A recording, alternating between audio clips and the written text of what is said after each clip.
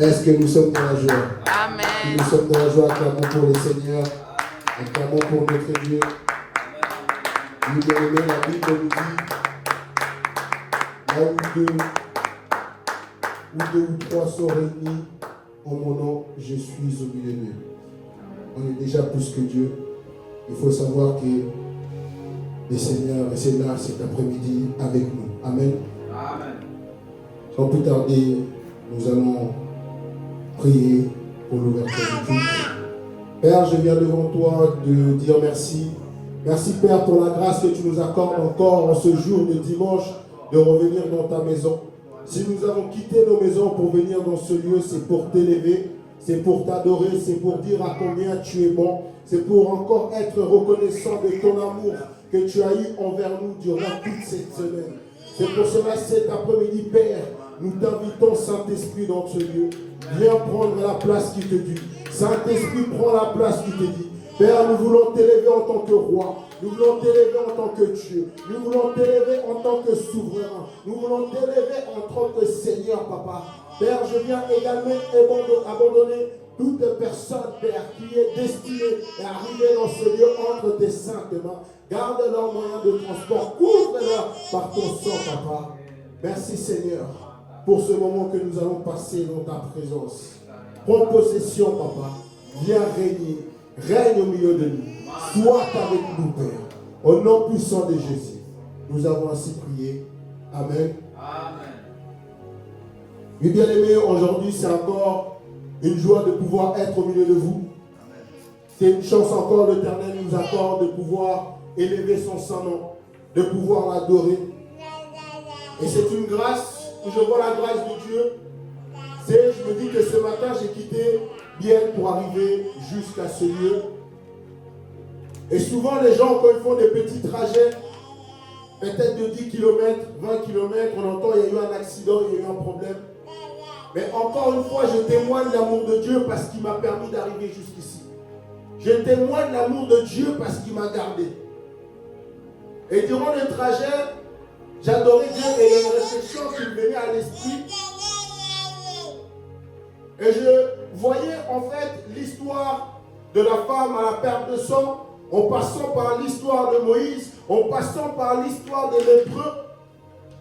Bien aimé, vous savez, quand nous venons le dimanche à l'église, on ne vient pas en fait pour faire du spectacle. On ne vient pas en tant que là, on ne vient pas parce que c'est une habitude. Depuis tout petit, nos parents nous ramènent à l'église. Peut-être au début, je peux dire au début, c'était une habitude. Mais à fur et à mesure qu'on grandit, à fur et à mesure qu'on prend de la maturité, nous devons comprendre une chose. Quand nous venons à l'église, nous venons faire une rencontre. Amen. La Bible dit que personne rentre dans sa maison et sort comme il est venu.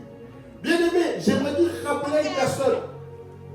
Quand vous rencontrez Dieu, votre vie ne reste pas le même. Amen.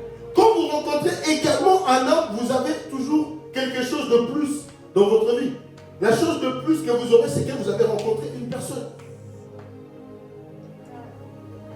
Une rencontre, c'est deux réalités, justement, qui arrivent face à face.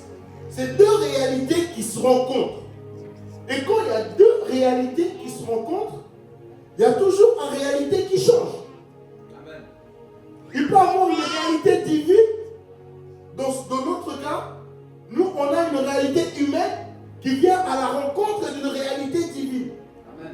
Et en réalité, quand notre réalité humaine, qui est notre situation, qui est notre état d'esprit, vient à la rencontre d'une réalité divine, on est obligé d'être impacté. Amen. On est obligé d'avoir un changement dans notre vie. Amen. Aujourd'hui, j'étais là, je discutais avec ChatGPT. Aujourd'hui, on discute comme je discute avec une personne. Explique-moi ça, il t'explique. Oui, mais dis-moi là, qu'est-ce qui s'est passé? Et je lui ai demandé de me parler vraiment de la rencontre. Le mot rencontre désigne d'abord, dans le sens général, le moment où deux réalités se croisent. C'est ça que je vous disais. Une rencontre, c'est quand deux réalités se croisent. Donc le mot rencontre désigne d'abord, dans le sens général, le moment où deux réalités se croisent. Deux personnes, une personne et une situation, ou encore un être humain et Dieu.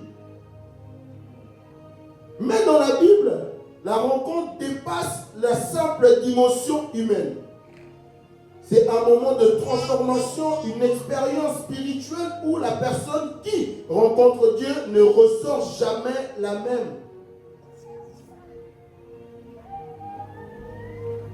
On nous dit que une réalité, une rencontre, c'est quand ces deux réalités se croisent. Même l'intelligence artificielle reconnaît que c'est quand une personne qui rencontre Dieu, quand deux réalités se croisent. Il nous dit que ce moment-là, c'est une transformation. En réalité, quand on rencontre Dieu, on est obligé d'être transformé par la présence de Dieu. Amen. Écoutez.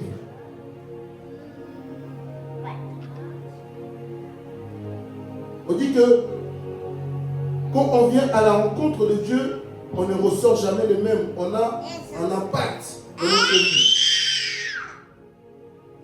Mais pour cela, voyez, si on prend l'histoire de la femme à la perte de sang, la femme à la perte de sang avait sa réalité. Sa réalité était la suivante. Elle perdait du sang, Elle a vu des médecins n'ont pas pu le guérir. Elle a vu des guérisseurs, comme ils appelaient à leur époque, qui étaient tout simplement des fétichiers. Ces gens-là n'ont pas pu le guérir. Elle a vu ses ancêtres n'ont pas pu le guérir. Et sa réalité était qu'elle était malade. Et sa maladie l'obligeait à s'isoler. Sa maladie l'obligeait à être au recul de la civilisation. Elle était enfermée chez elle. Jusqu'à qu'un jour, sa réalité Amen. A rencontré la réalité du Christ. Amen. Un jour, sa réalité a rencontré la réalité du Christ. Première rencontre avec la réalité du Christ, comment c'est passé? On dit que sa réalité, c'était la réalité d'une femme qui était enfermée. Merci, mon frère. On dit que sa réalité, c'était la réalité d'une femme qui était enfermée. Elle était obligée de s'isoler à cause de sa maladie. Mais un jour, sa réalité a rencontré la réalité du Christ. Amen. Avant de rencontrer, première rencontre, elle a rencontré par lui. Elle a entendu parler de Christ. Vous savez, avant de rencontrer Christ, physiquement, elle devait entendre parce qu'elle était isolée. Mais moi, je me fais cette image. Je me fais l'image de deux personnes en train de se balader et dire que ce Jésus-là qui est passé à Jérusalem reviendra encore. Amen. Cet après-midi sera en ville. Amen. Première fois, il entend c'est Jésus. Deuxième fois, il voit deux personnes. Oh, tu savais, la femme là qui était malade. Oui, il y a un monsieur qui s'appelle Jésus. Passé, il a guéri. Il a dit que va, ta foi t'a guéri. Encore lui. Deuxième fois, il entend encore parler de cet homme. Il fait encore des miracles. De la troisième fois, il entend encore parler. Oh, il a transformé l'eau en vin. Comment ça?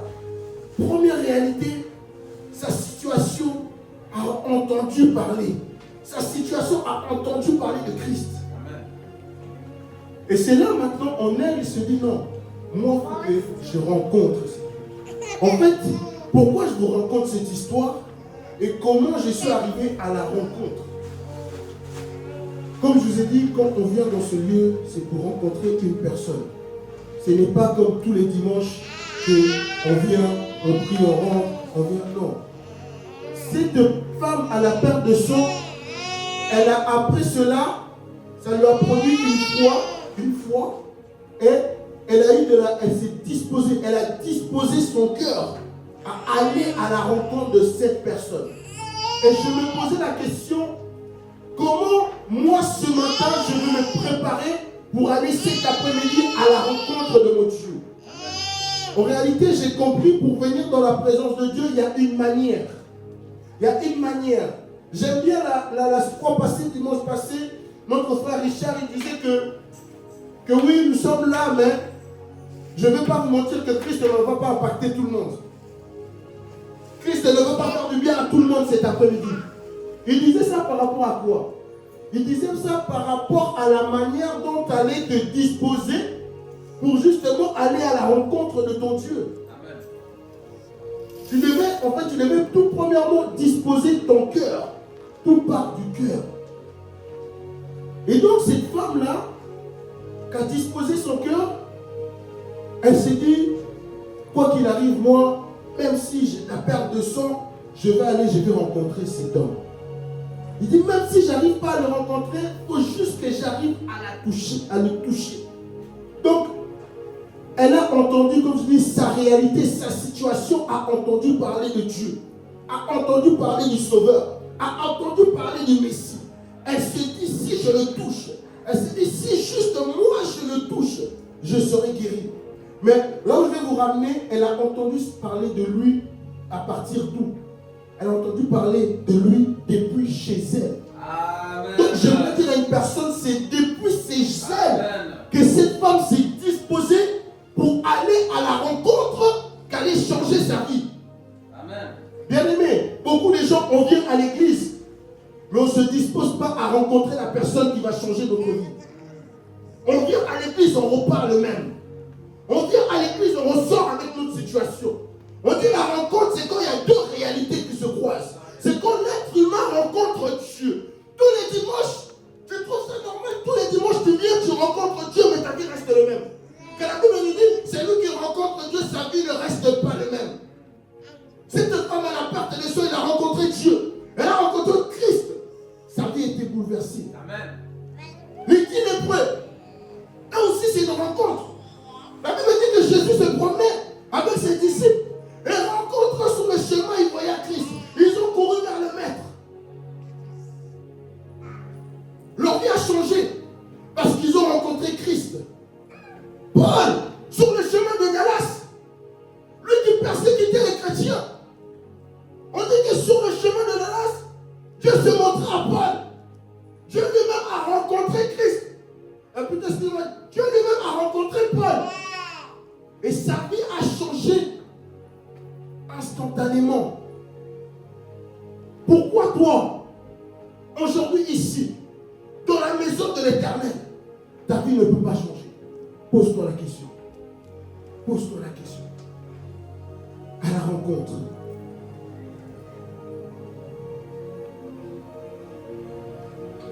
Il y a toujours une situation avant la rencontre et après la rencontre. Moïse, avant la rencontre, c'était un fugitif. Il fuyait. Moïse, avant la rencontre, c'était quelqu'un de craintif. Il avait peur. Mais la Bible nous dit, après la rencontre avec Dieu, c'est devenu un appelé de Dieu. C'est devenu un envoyé.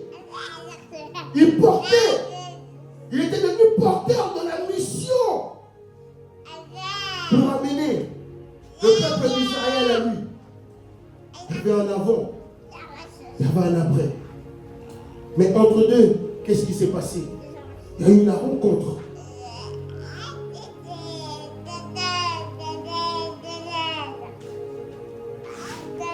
Les lépreux, avant, c'était des hommes impurs. C'était des hommes isolés parce ils étaient infectés de la lèpre. Mais après, c'est devenu des hommes guéris. C'est devenu des hommes reconnaissants vers le Sauveur. Parce qu'une fois qu'ils ont rencontré Dieu, qu'ils ont été guéris, il y en a un qui est venu exprimer sa reconnaissance. Il y a aussi une attitude à avoir après la rencontre. Paul, on a parlé de Paul, persécuteur, avant, après, transformé.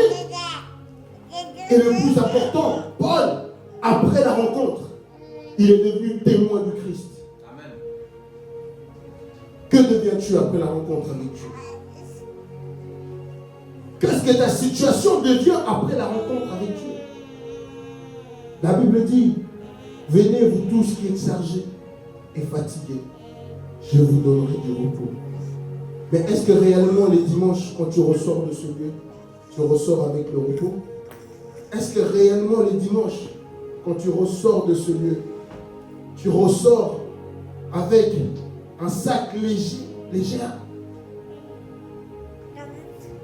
Est-ce que réellement, quand tu ressors de ce lieu, ta vie est transformée? Tu ressors guéri? Tu deviens témoin du Christ? Tu ressors reconnaissant pour ce que Dieu a fait pour toi? Tout part, comme je vous ai dit, la femme à la perte de sang. La femme à la perte de sang, elle avait disposé son cœur pour aller à la rencontre du Messie. Elle avait disposé son cœur pour aller à la rencontre du Seigneur. Cet après-midi, j'aimerais que une personne dispose son cœur. Ce n'est pas trop tard. Ce n'est pas trop tard.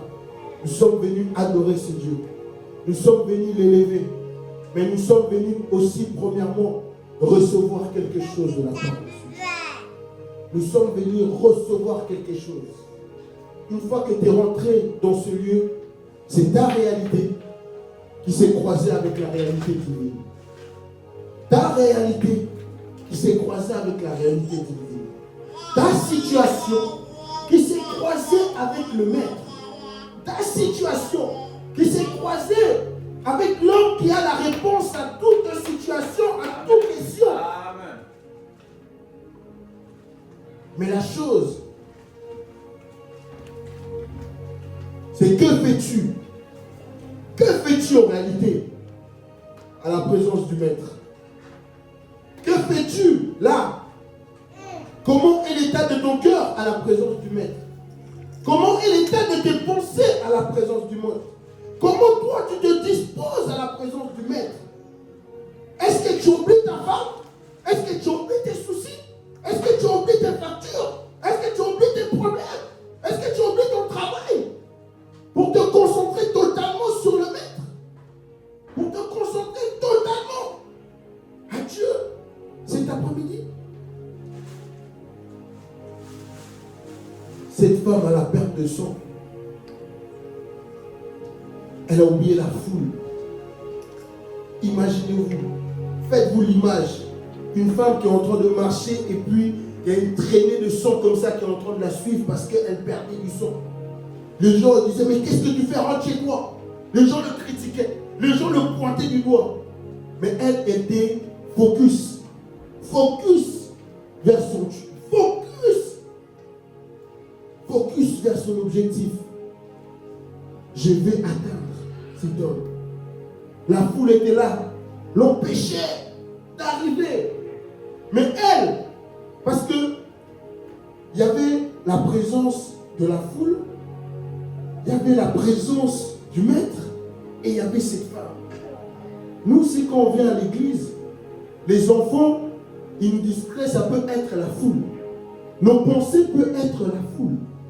Les gens qui rentrent et qui sortent peuvent être la foule. Mais comment toi tu te comportes face à la foule? En sachant que oui, il y a la foule, mais il y a aussi ton Maître qui est là. Il y a la foule, mais il y a aussi ta guérison qui est là. Il y a la foule, il y a aussi les réponses à tes problèmes qui est là. Il y a la foule, il y a la solution que tu cherches pendant des années qui est là. Il y a la foule, mais il y a le Messie qui est là. Le mari est là. Comment te comportes-tu? Est-ce que tu es comme cette femme à la perte de sang qui a fermé ses oreilles et qui a commencé à avancer en regardant seulement Jésus? Qui a fermé ses oreilles et a commencé à dire je vais la toucher.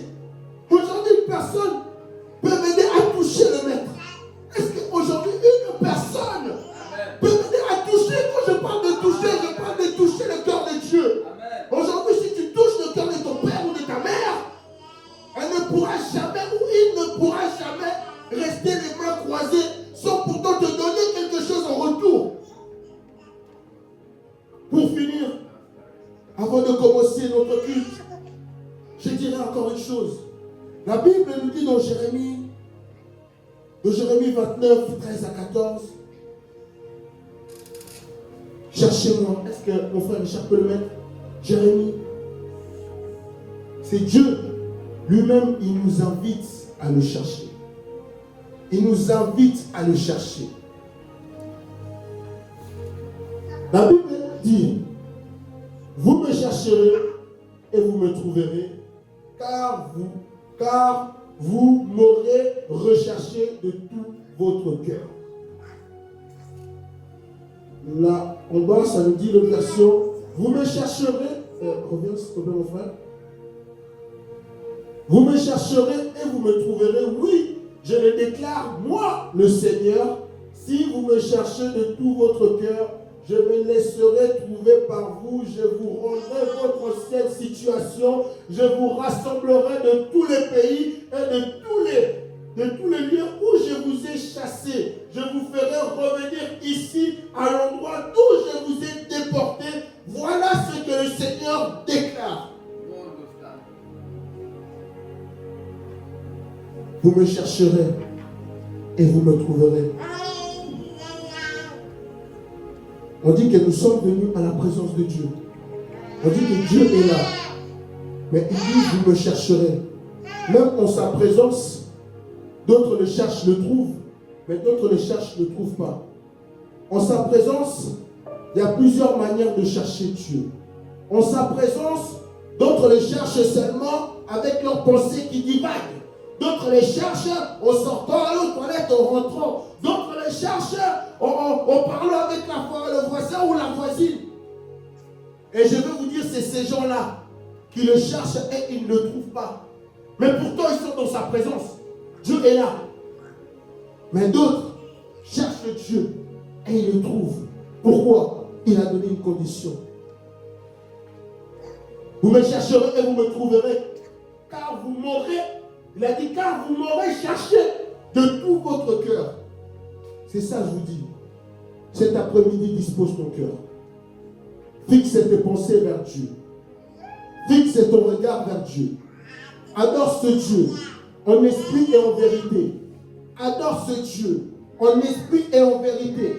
Adore ce Dieu de tout ton cœur. Adore ce Dieu de toute ton âme.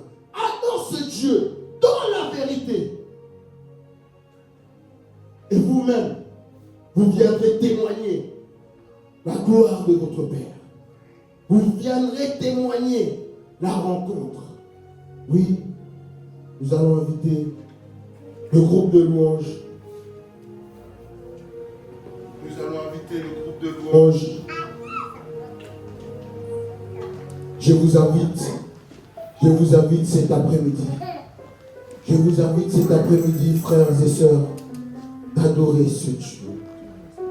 Je vous invite cet après-midi d'être comme cette femme à la perte de sang.